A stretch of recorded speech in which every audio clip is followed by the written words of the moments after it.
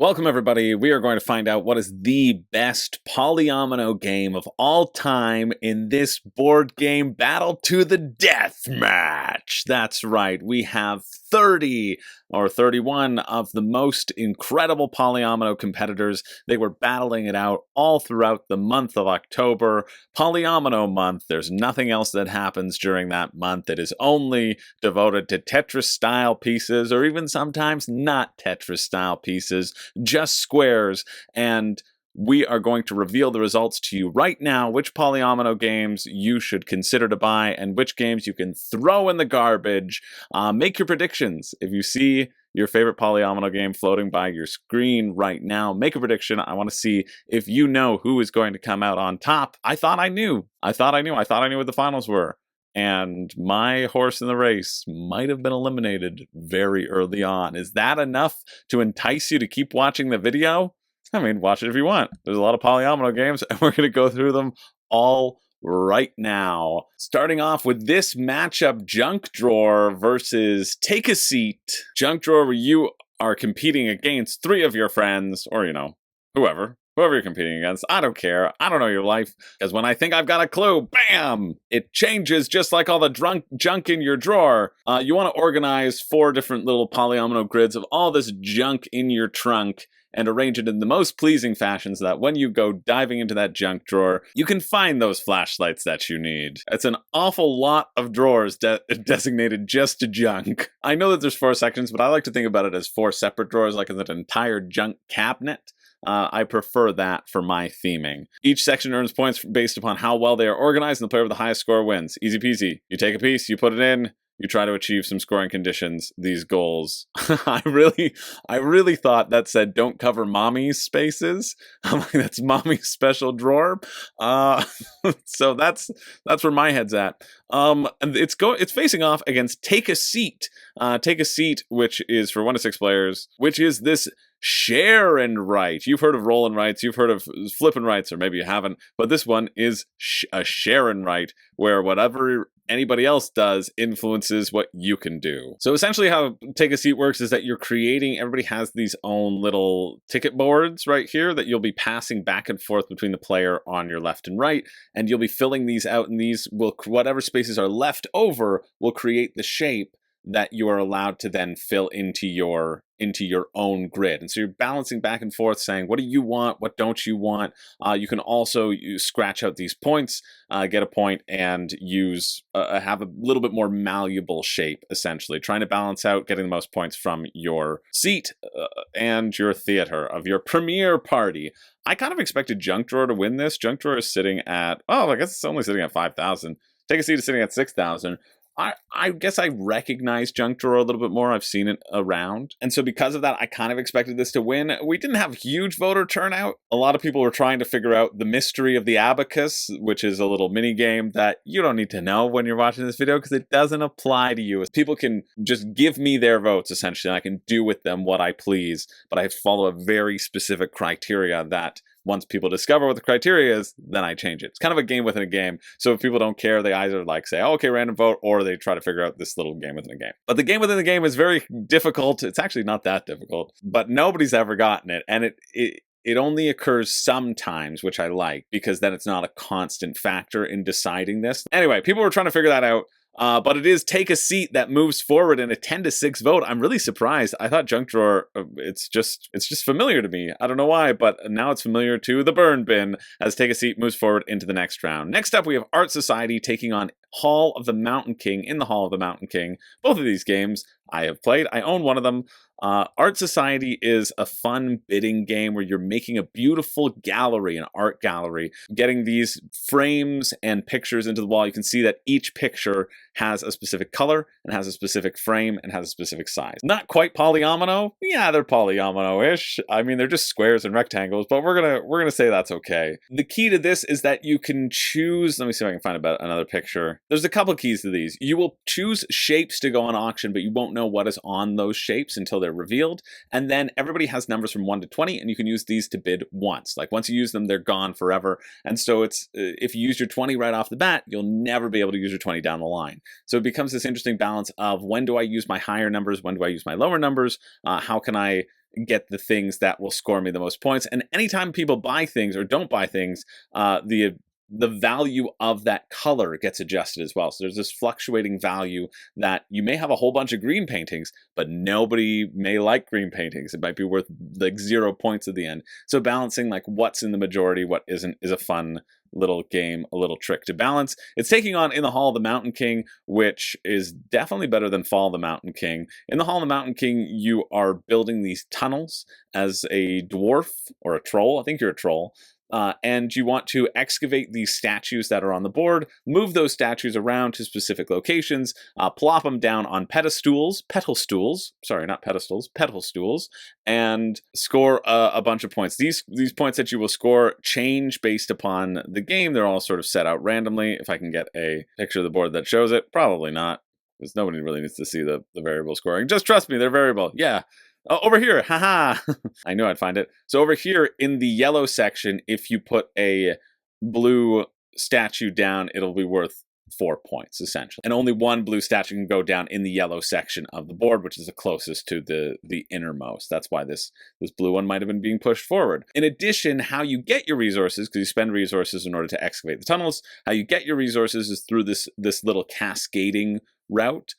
This is the market of trolls, but everybody's going to have their own little troll board down here, where once you put you're building a pyramid, when you put something on top of the trolls, it then reproduces those. You will get to use these trolls over and over again. And so it's timing out what trolls do you want to buy, how much do you want to delay in buying the trolls, because the more you delay, somebody can end the game quickly. It's a very quick game. It goes by a lot quicker than you might think or would hope if you want to develop any sort of engine, but it's quite fun. I have a full review of that if you want to check that out. But you may not be able to check it out, unfortunately, because it is, I believe, Art Society that moved forward. Let's see. Yeah, it was tied, and then it got broken in a tie just at the very end.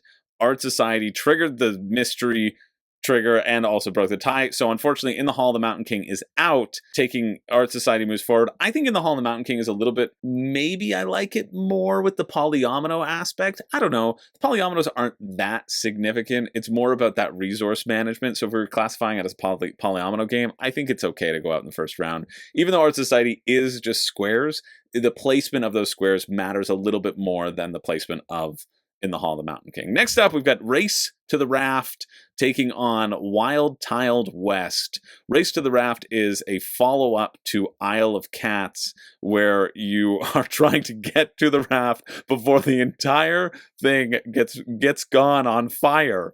You can see these polyominoes are taking over sections of the land as you run desperately towards the raft to save as many cats as you can from basically this deathmatch being burnt for all eternity, but they're poor little cats. Oh no. There's a bunch of different scenarios that you can play, all these different sort of pathways, and you have to make sure that you can create routes so that you can get to the path. You can get to the raft before the flames consume you. It is a scary theme, but it's also the theme of this deathmatch. So what can you do? It's against Wild Tiled West. It almost makes me rethink this whole, all games must burn, but I didn't write it. I didn't make this up. It was handed down to me by the deathmatch gods on high. Wild Tiled West is by Paul Denon, who I also think is just really fantastic. You're going to be drafting these tiles and creating your own little Wild West town, competing against each other to make the best city out there. All of the different tiles do different things. I think this one looks really good. I don't think it's going to win. I think Race to the Raft is going to beat it. But I remember seeing this at PAX Unplugged, and it was really close, but I just think, like, Race to the Raft and the Isle of Cats are sort of dominant features in this competition, and it is Race to the Raft that takes out Wild Tiled West. Maybe once it's around for, they're both 2023 titles, so I was going to give it to that, but I think, like, the Isle of Cats brand might have helped edge it forward in a 13-11 vote. Next up, we have Planet Unknown, another very strong contender, taking on Flutter, which is not going to win. But I'm going to tell you about it anyway. Planet Unknown, if you don't know Planet Unknown, I don't know what planet you've been living on, but it is unknown to me. Planet Unknown, you get your own planet. It's on Board Game Arena. You should try it out. Very good. You get your own planet, which has like a bad thing to it, a challenge associated with it. Then you have your own little tech tree here where it will give you benefits depending upon what side you're playing. And so you're trying to balance these two things. You're trying to fill the planet completely while adhering to your own specific choices, and whatever piece you choose, you can then choose to like move up a little tick on the tech tree. Yeah, I don't know why I wasn't zooming in, right? You have this little tech tree where you're moving up on different tracks depending upon what you place down here, and then you'll score these points, these little gems around, for completed rows depending upon the actual board. It's really good. It's really good. It was my number one on Niagara Board Game Weekend when, a couple years ago, and I backed a copy because I liked it so much. Flutter is out of the competition, but you're creating these meadows and these interesting shaped pieces. You're trying to surround butterflies and create intersections of flowers, and just scoring points. Whenever there's an additional space in the middle, you can create lakes. All of these will have scoring conditions. Like every POLYOMINO game, everything has different scoring conditions, right? So it's very simple to just say, hey, draw some tiles and make a cute picture. That's pretty much what this is as well. You want to get the most pollen, and you're going to do that by creating flowers and then like pollinating those flowers and getting pollen from the flowers. But Flutter is out. I don't know how much Planet Unknown wins by, but it's probably a lot. 21-6. 21-6. Although it was a 19-8 vote when I looked. Back when I called it, and it seems like people have changed their mind. They're like, Flutter who? I was thinking of something different. Next up, we've got Barenpark taking on the blueprints of Mad King Ludwig. Now, this is the only time, it's the only time that bears will appear in this death match, and I hope that they're eliminated immediately, but I know that Barenpark is, people like the game. You're creating an amusement park for bears. I would have thought that there would be more kidnapped family members, but maybe that's an expansion. As people go through this park for bears, people are looking at the bears, and I'll tell you, the bears are looking at you. The bears are getting their little notepads out and seeing what scoring conditions they can get by stealing you away from your home. For those of you who don't know, my entire family was kidnapped by bears. It's a bit of a sore spot for me, but I'm getting through it. You score for animal houses, outdoor areas, completed constructions, and more.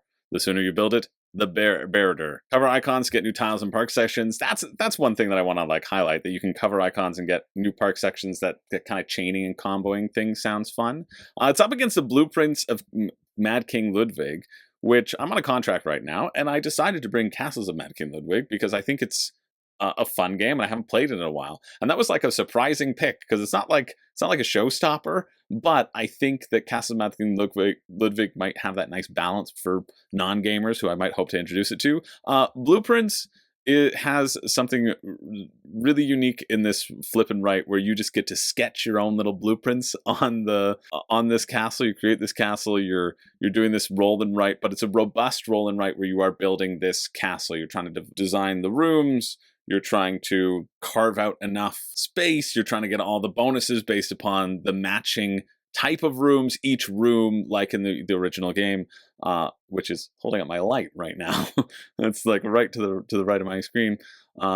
Each different color room has a certain bonus to it, essentially. It's the overproduced roll and write version of Castles of Mad King Ludwig. I probably would want to just play Castles of Mad King Ludwig anyway. The sketching aspect of this is kind of fun. It has a little translucent paper that you can fold over and then see where things are going to be put down and orient things that way. I think it's kind of neat. But it is Barenpark that moves forward. Barenpark, which is done, it's pretty well known. 2017, it is known in the POLYOMINO genre, and I kind of expected it to move forward. And it does in a dominant, well, not that dominant, a close 13-9 vote. Next up, we have Fit to Print taking on Second Chance. Fit to Print is a real-time game where you're trying to get all of the stories into your newspaper. You're making a front page of a newspaper, and you're grabbing these tiles and you're shifting them around, and then when you're done, you say, I'm done, and you get a bonus for finishing first. As in most things, trying to hit a variety of goals, making sure you balance the stories and the images, right? You have to balance both of those things, but it is the real-time element that kind of makes this sing and gets people really going and interested, which kind of deviates from an original POLYOMINO game. Second Chance is a nice little roll and write. Again, you'll find a lot of roll and writes in the POLYOMINO genre. I don't know why they drew in colors. You don't really need to. Essentially, you'll flip up or maybe you do, maybe I forget. You'll flip up a card and you can add it to your grid. But if you don't like that card, if you're stuck at the very end, you get one last sort of second chance, a second life, and these can actually be pretty meaningful. So you get to draw like an additional card. There's a fun way of like, okay, oh, I drew that last piece that I really needed, and it can keep on going. You want to fill up your whole grid, not knowing what shapes are going to come out. I think it's a cute little game, but I think the theming of Fit to Print and the exciting nature of the real-time element, balancing these different goals, really is what sends it forward. And it's Fit to Print that moves forward in, oh no, no, unanimous vote, a 23-0, a 23-0 shutout. Oh no, second chance needs a second chance. Second chance desperately needs a second chance. But it's not going to get it in this competition. We hate you, second chance. It's really small. It's a small box game though, so you know, you could pick it up for like $10, and for what it is, it's pretty good. That's right, we don't care about second chances. That's why we only play games once around here. One and done. Get it done, get it out the door. But Fit to Print moves on. Oh man, that was just a blowout. Let's see if it will keep on happening. We've got Cottage Garden by Uwe Rosenberg taking on Mind Space, which is by our favorite people from BoardGameTables.com. Sorry, All Play. They're still here. They're still around. Cottage Garden is you're going to be completing the art of gardening, working with 2 beds and some flowers. You'll have a gardener that's in the central market, and that will determine what goods or what plots of land that you can take from this gardener who's like running around. And every board has certain elements that you'd want to cover and what you don't want to cover as well, balancing these out. But it's really about the drafting element of this gardener moving around, which determines what you can take. Kind of Patchwork-esque, but not really Patchwork-esque. But they're just being restrictions as to what you can take based around this movement of the gardener, and what you take moves it up. It's going against Mindspace, which has a fun thing. You'll roll the dice, and they will be assigned to the specific card that's up there. You can see the pink and the green could be made in that shape, and then you want to add those shapes in. So you have this balance of like, okay, here are the shapes, but you may not want them in the color to complete your full brain. You want to have a nice, fully mapped brain pattern out there to keep yourself calm under pressure, which we all would just love to do. And so you're trying to balance those colors while you still have the randomization of the dice, which I think is kind of cool. You'll always be able to do something in a color, but it may not be the optimal shape while you're trying to make a nice brain pattern. I think Mindspace is one of my favorite titles from that little small box genre, and it's no surprise to me that Mindspace does move on in a solid 12-9 vote. Now, here we go. We're getting to the big boys here. We've got a Feast for Odin taking on Foundations of Rome. This is a battle. This could be the end times, but you know why it's not the end times? Because Foundations of Rome is barely a polyomino game. Sure, you have these different cities that you're going to be putting on the board, but you're getting the little plots one at a time, okay? It's just one at a time.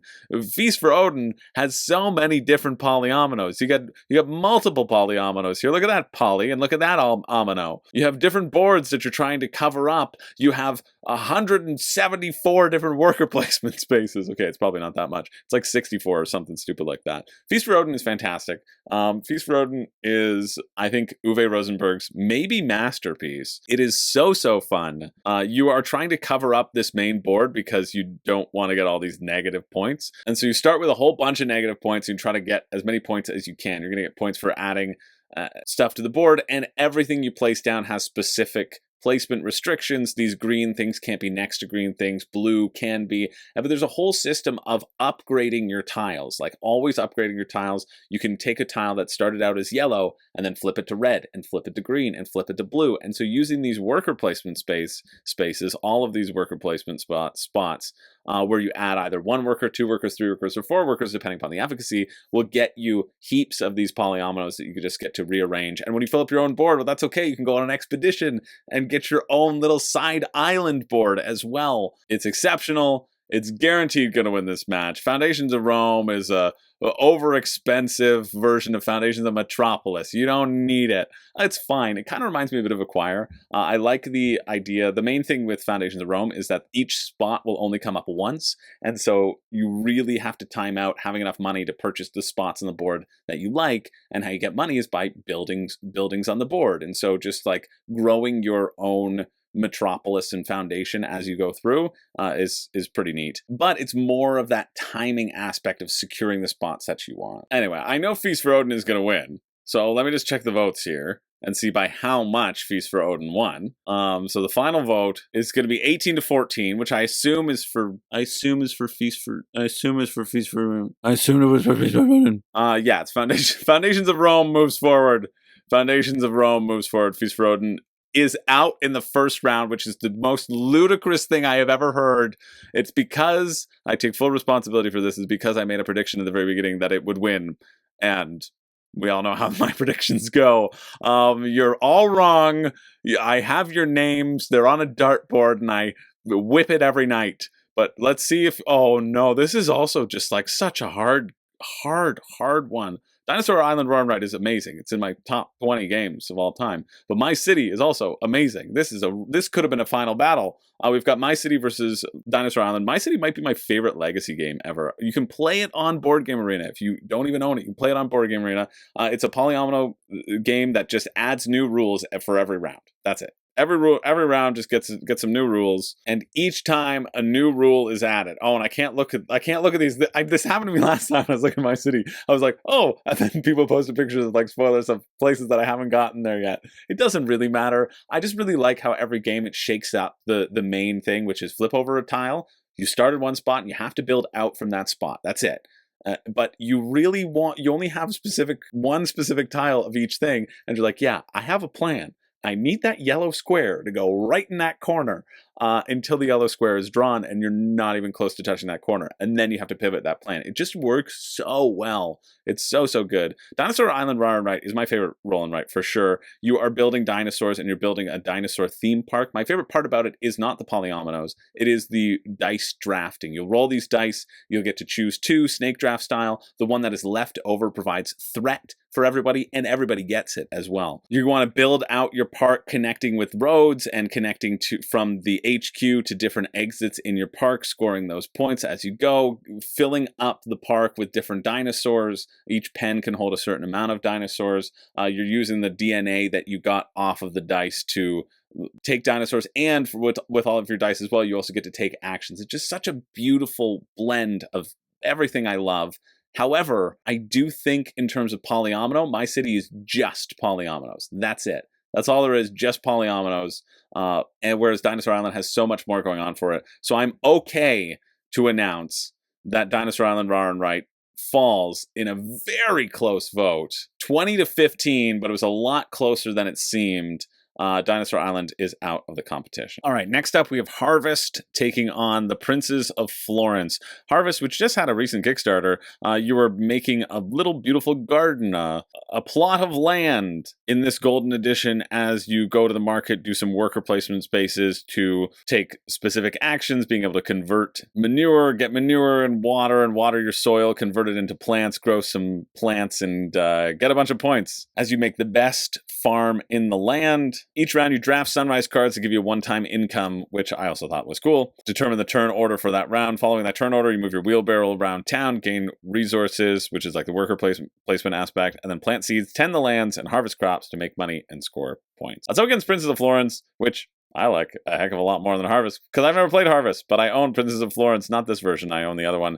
And Princes of Florence is sort of primarily a bidding game, an auction game, where you're bidding on these polyomino tiles, which you will then put into your specific estate to inspire the artisans. You want to hire the artisans on your staff, and you want to inspire them to create great works, because if that painter made a painting when he was living in your estate, you will be the best prince around. Everybody at the ball will be like, wow, that prince loves the arts. If only all princes supported the arts the way these Princes of Florence do. You're going to have this is the version I have. You're going to bid on these different advantages, and then you're going to all be able to take a couple actions, which includes like buying specific things. It's a really tight economy of when do you complete your works of art and when don't you. People didn't like Princes of Florence, but I'm here to tell you again that you're wrong. It's Harvest that does move forward. I guess Harvest has a little bit more impact on the polyomino aspect of this sort of thing as well. So it is Harvest that moves on in like an 11-3 vote.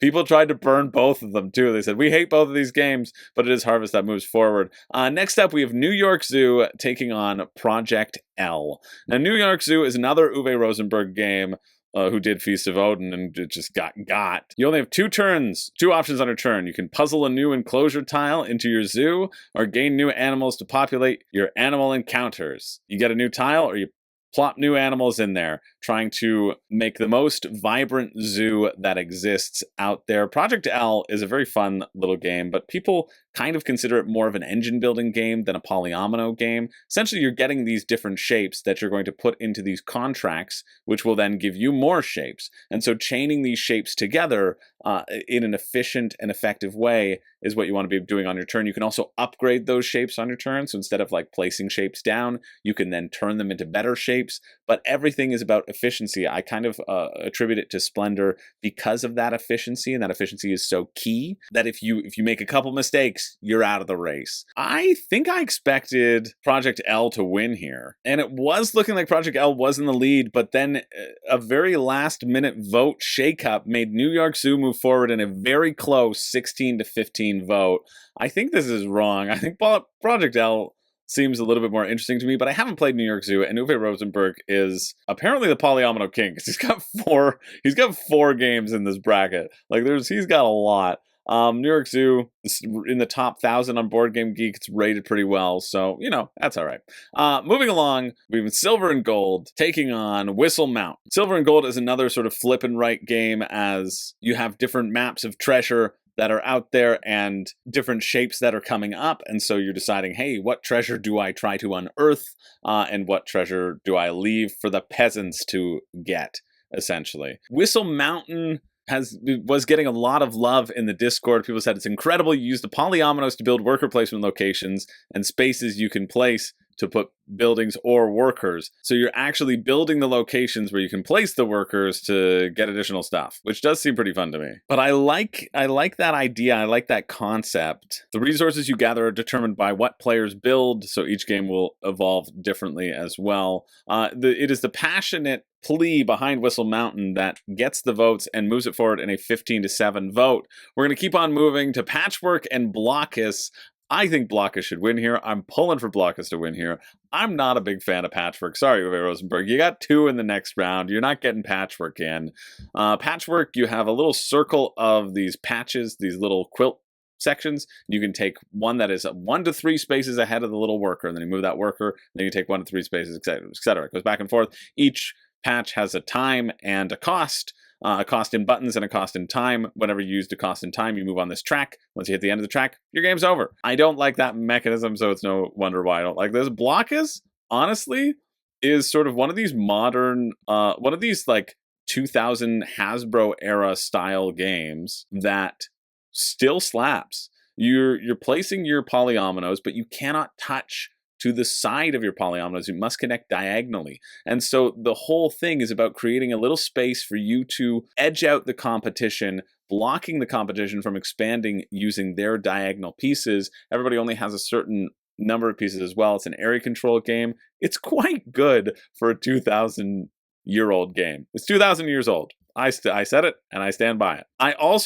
really appreciate that they need to tell you it's pronounced Blokus and not Blokus, like Ernst Blokesfield. And I cannot believe that I didn't rig the votes here. Patchwork it was a tie, and then there was a random die flip of somebody who couldn't make up their mind, and I decided to be honest and give it to Patchwork. What the dang hell are you doing, Chris? That's just ridiculous. Honesty has never gotten you anywhere, and it's not going to start now, but it's gotten Blokus into a molten, fiery pile of lava. And so Patchwork, unfortunately, moves on. Only a few more in this round, and then we'll get really cooking and finish up strong in a big finish. We've got World Wonders, which is a newer game, taking on the Isle of Cats. I feel like the Isle of Cats has this in the bag, but World Wonders is kind of a surprise hit. People have been really enjoying it from Arcane Wonders. It's shooting up on the charts right now, 605. World Wonders, you will have a certain number of action points to get out of here, Tom. I need to see the board. You have a certain number of action points that you can use to spend on acquiring tiles. You'll then put these tiles into your own serene landscape, hoping to have room to put like big old statues. They're chunky symbols of all the different World Wonders when they come up with different cards. But every every polyomino kind of costs a different amount. You can see the resources that they cost, and you only have a certain number of resources that you get every round. A lot of this being gold. Gold is kind of creeping down every time you want to pick something. You got to spend a gold, and so that those acts as your action points. Honestly, these I think these may just be points. They may not be resources.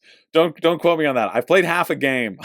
I played half a game, and it was fun. You know, fun enough. It's taking on the Isle of Cats, though, which I think whenever people think about polyomino games, they think about the Isle of Cats. You're going to be drafting these tiles to make sure that you can fit them onto your boat, to make sure that you can complete public objectives, and get save the most critters, pairing same colors together. It's just a really solid theme that people really enjoy. And so it is, I really thought World Wonders took it, and I was setting myself up here, but World Wonders does fall down. You see these gold, you see the gold amount of gold on the back of these. The larger the building, the larger the space, the more gold it costs, and that kind of represents your action points. So there's a little give and take of like, okay, I want to spend just a little so I can see what other people do and then take the big thing and not just go out in the first round. But World Wonders goes away, the Isle of Cats moves forward, and we are here with Rebuilding Seattle versus the one true polyomino game. Now, I'm doing it again. I gotta check the 10s. Okay. Still, it's only SailNet who has given it a 10. And Just Board Games 50, a great price for a brand new copy of this exciting family game. I agree. Bounce Off is love. Bounce Off is life. I can't praise anybody else because they didn't write a comment beside it. But I'm just so you know, I'm always watching.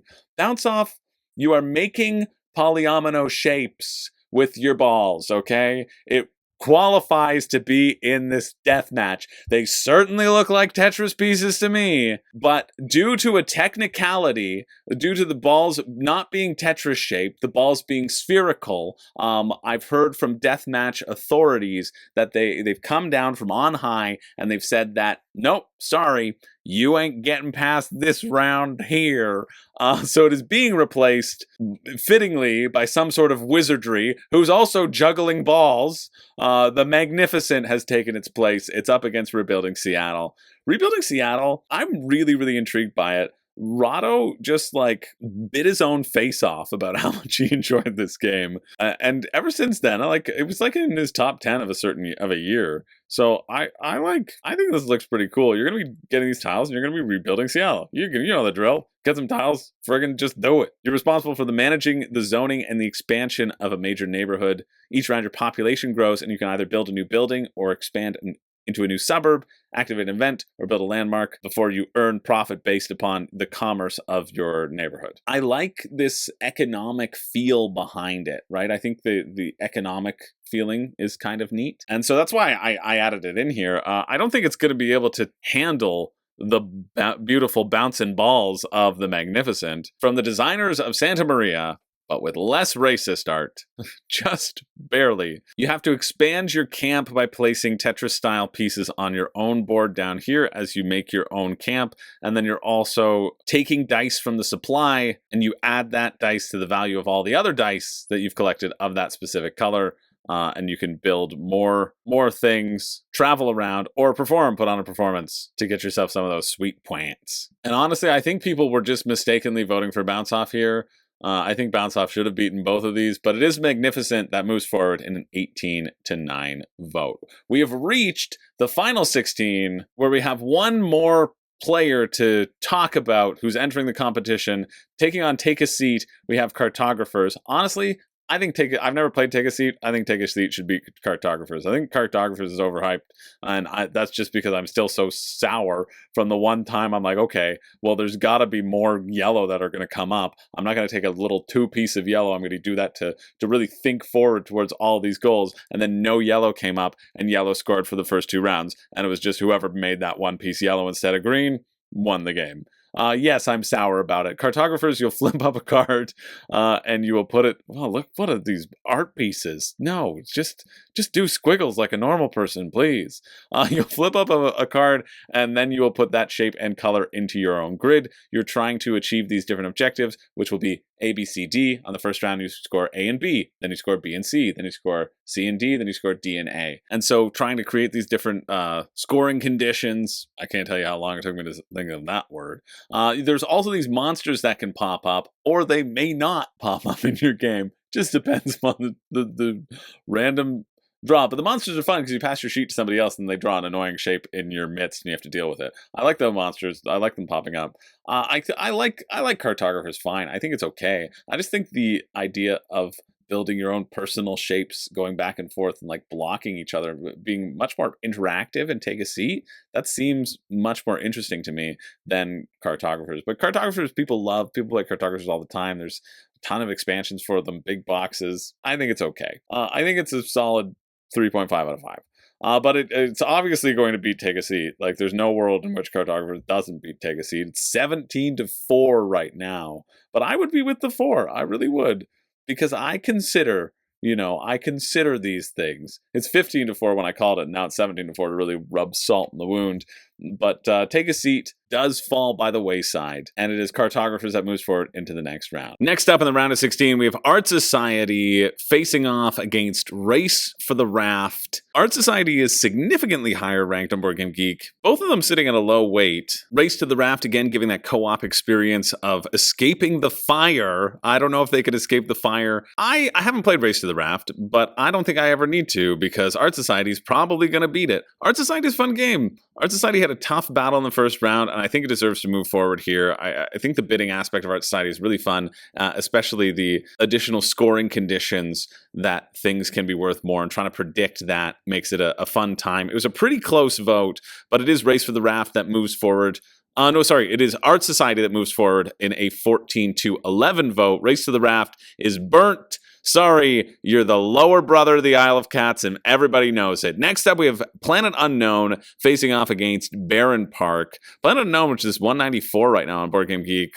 Barenpark 386 at the time of this filming. Again, it comes down to there's a game that I've played and there's a game that has bears and reminds me of my childhood trauma. Yeah, it happened in my childhood. That's the thing I haven't been telling you. This is the reveal of the episode, that I was a tiny child. My mom said, "Get under the bed." And I just saw these big grizzly paws and I just heard roaring. And then a VHS tape dropped onto my floor and it said, "Chris, read this." Because I guess it knew I was under the bed. I don't know why it didn't kidnap me. Well, because somebody had to work all their life to pay the ransom, and that's why I am now a multi-million-dollar YouTube star.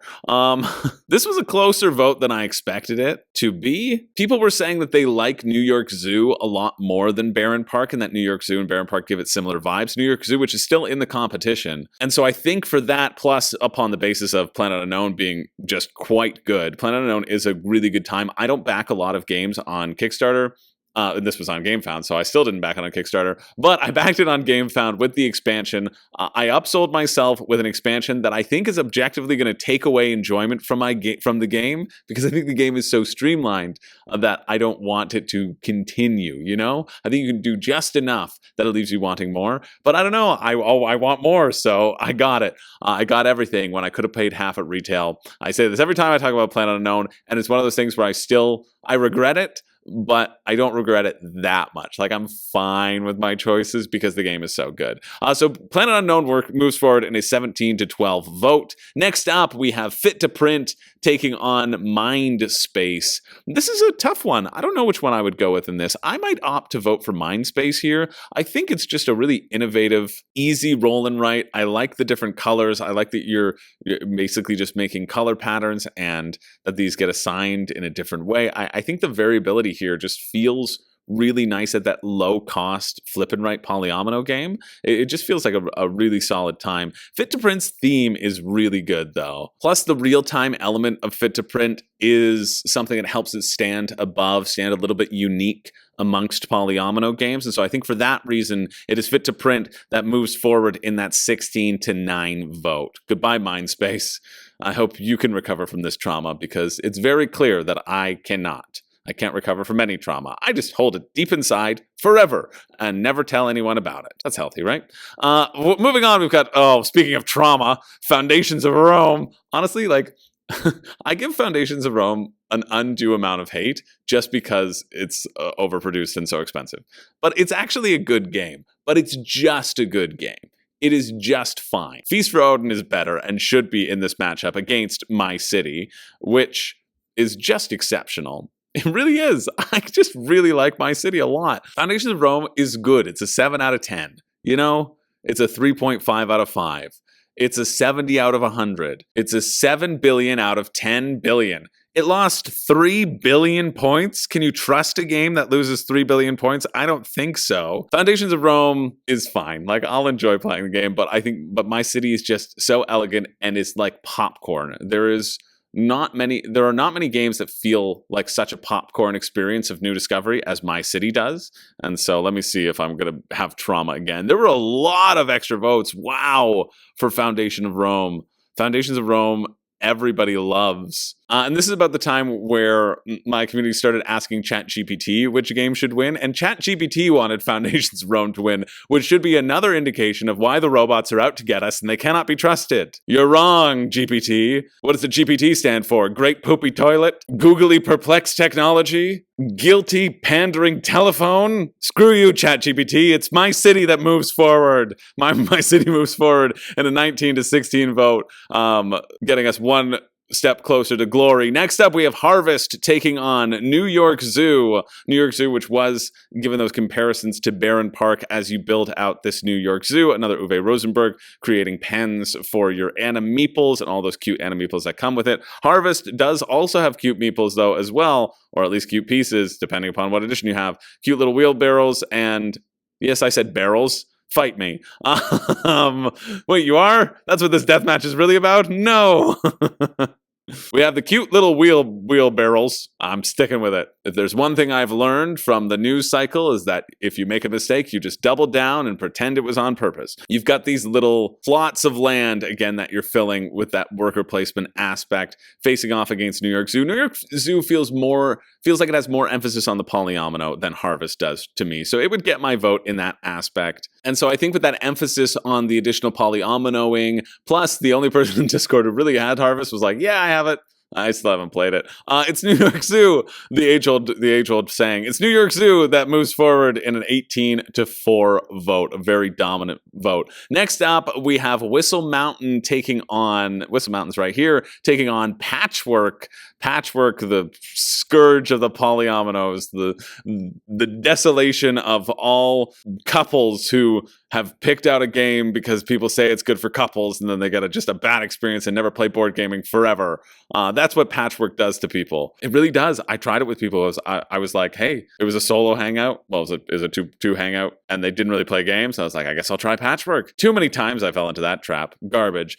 Whistle Mountain is something that was talked about more in the previous vote than the other two games. ChatGPT also wanted Patchwork to win, or Gemini wanted Patchwork to win, but Real Humans came up with these very sound arguments that Whistle Mountain should win.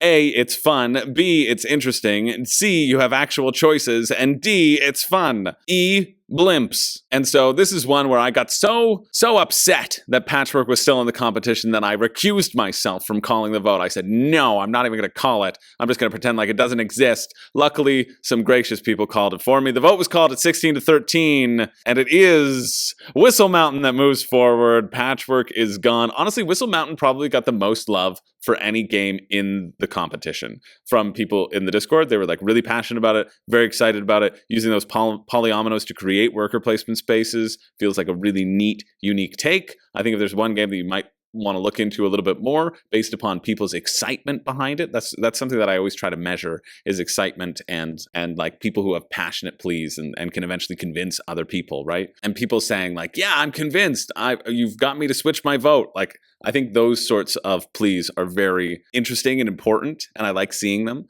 So it is Whistle Mountain that moves forward and does just almost about that. Next up, in our final matchup, we have Isle of Cats taking on the Magnificent. I feel like this has got to be a slam dunk for Isle of Cats here. Isle of Cats is just a great concept. I think it's very simple. You're drafting tiles, you're putting them on a boat, you're trying to achieve objectives. Super simple, but the theme really hits with a lot of people. Easy gameplay. From what I've heard, it is well loved for a reason and will continue to be well loved. Magnificent has gotten me interested as well, but I also think, again, the focus on the polyomino aspect and that there are much more aspects to Magnificent than just the polyominoes, gives Isle of Cats the edge here, and rightfully so. And it is the Isle of Cats that moves forward in a 14-9 vote. Moving along, now we're in the final 8. We have Cartographers taking on Art Society here. I'm not sure which one's going to move forward. I mean, I think Art Society should move forward. I don't know if there's enough people who have played Art Society to vote past Cartographers. I feel like Cartographers has a pretty good chance here, even though Art Society is just objectively the better game. Come on. Oh, they're both 7.6s. Dang it. See, 156 versus 159. 5. They're very close. They're very close on Board Game Geek. Yeah, people were talking about the real stars of the Magnificent being the dice drafting and the action planning from the previous round. And although people do make a good point that Cartographers shipping was free from Thunderworks. Hey, I love free shipping. I still would want to see Art Society move forward here, but it does not. It is Cartographers that expectedly sort of moves forward in a 13-9 vote, a close vote, a very close vote, but Art Society eventually and inevitably falls. Next up, we have Planet Unknown versus Fit to Print. I think this is the first game that could potentially give Planet Unknown a run for its money with its unique real-time elements to it. Planet Unknown is just so good that it probably won't. But Fit to Print feels exciting because of that real-time. If you're interested in real-time, if you're interested in assembling that polyomino space quickly before anyone else, that's an aspect of Meeple Circus that I really enjoy. And it's got cute art. I mean, it does have cute art. Fit to Print does have the cute art, and everybody in my Discord hates the art for Planet Unknown. They're like, this cover is awful. Looks like a 250 Steam game. But that doesn't stop it from look at these spaceships dropping in that polyomino tile onto your world. Is that the theme? Like, is that the theme? Is that how the how the polyominoes get onto the planet? By these two spaceships are going, throw it down. I guess I never really thought about how these things actually get explored, but they're just like, here's an unknown planet. Let's throw a bunch of trees on there. I guess that's also Terraforming Mars, and that did pretty well. It's Planet Unknown that moves forward in an 18-11 vote, a pretty dominant vote against what I thought could have been a tough competitor, but it isn't. Over to the other side, we've got My City taking on New York Zoo, Uwe Rosenberg versus Reiner Knizia. Two of the greats. Wow! And right now, as I look back, it is a tie, and it's a tie with extra votes, too. Was this decided by the abacus? No, this was a straight up tie, 15-15. And so in order to break a tie, I had to create a tiebreaker with these death matches. In order to break a tie, if there is still a tie after the extra votes, if there's a tie, then whichever game had more extra votes will move forward. So it was 14-14, but it was 13-1 extra vote versus 14. The 13-1 extra vote was going to move forward because you only get one extra vote in an entire bracket. You got to use it wisely. And it shows that you're like really passionate about a game, that you want to fight for it. You want to use that one vote on it. Blood on the Clock Tower style. But in this one, since they both had the same equal number of extra votes, I had to return to past votes and see if there were any additional extra votes used to propel it on into the next round. And there was one extra vote in past matchups for the game of my choosing. My City is the game that takes out New York Zoo. Seriously, everybody needs to play My City on Board Game Arena. You can play a campaign.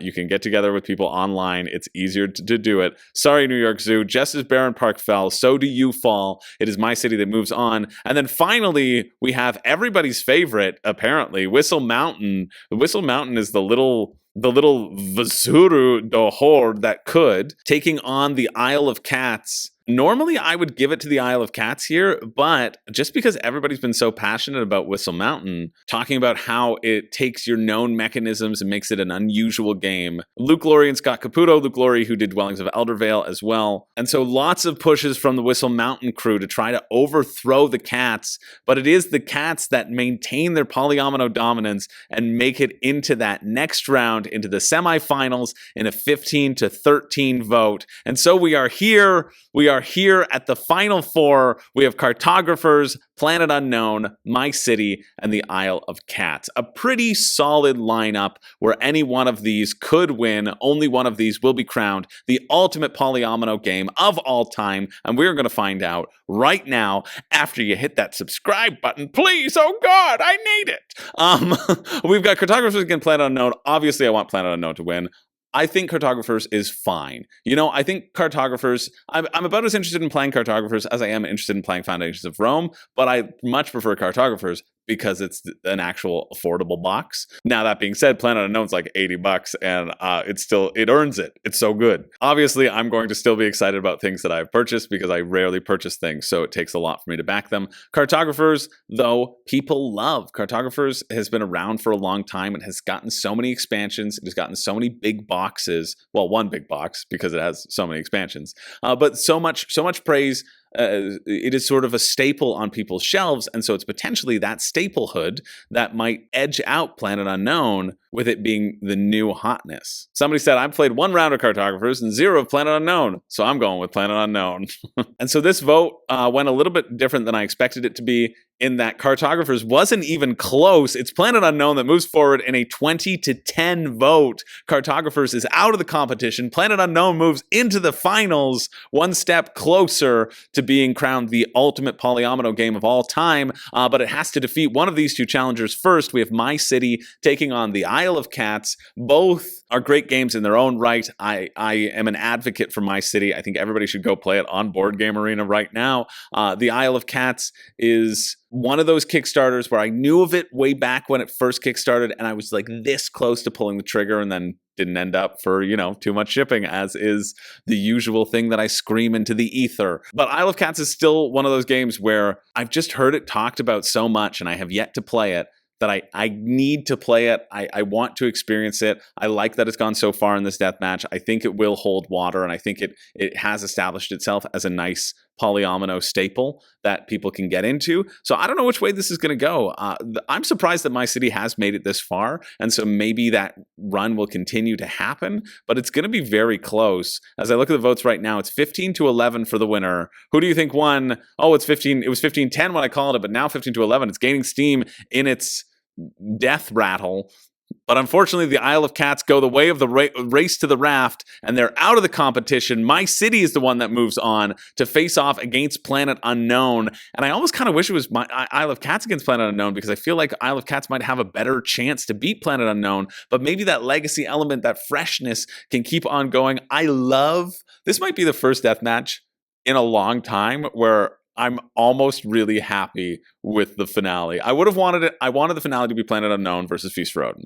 That's what I wanted. That would be my personal finale. But My City being there is a perfectly great consolation prize, and Planet Unknown I purchased, and now I can feel good about myself. This might be the first deathmatch in, how long have I been doing this? 2 years? 3 years? 3 years worth of death matches.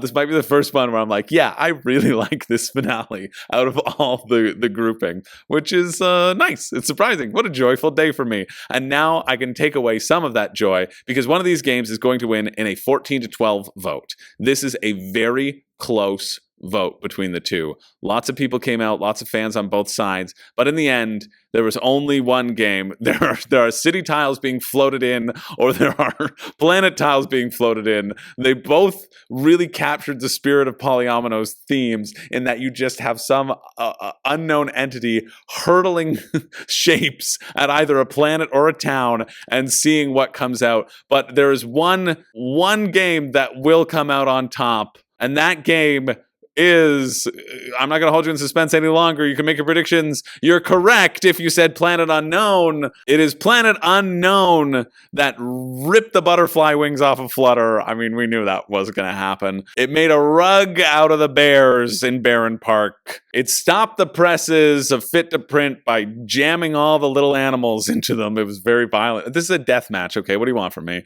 It drew on Cartographer's map. It erased the part where they had already discovered a cliff, and they're like, oh, go over there. You better explore that, Cartographers. And they just fell to their own death. And then finally, as the little town was happening, they were dropping little polyomino pieces. You know what Planet Unknown did? They dropped an entire piece on the entirety of the town. Their pieces were bigger. Their pieces were better. And it is Planet Unknown that wins the death match. Congratulations. Hearty congratulations goes to Planet Unknown. That is the end of the death match. Right now, all throughout November, we've been trying to determine the best holiday game of all time. If you want to participate in the daily votes, you can always sign up for the Room and Board Patreon. It supports me, which thus supports the life of the channel, since this channel is me working at any hours of the night in whatever space that I can to make sure that you get your background noise. stories to listen to, and that maybe, just maybe, it'll give you a little chuckle. Somebody's trying to break into the place where I'm at, and nobody's supposed to be here. I'm risking life and limb for you, but I would do it for you all over again. So if you want to support the channel, if you have that in your means, feel free, and then you get to participate in the daily voting.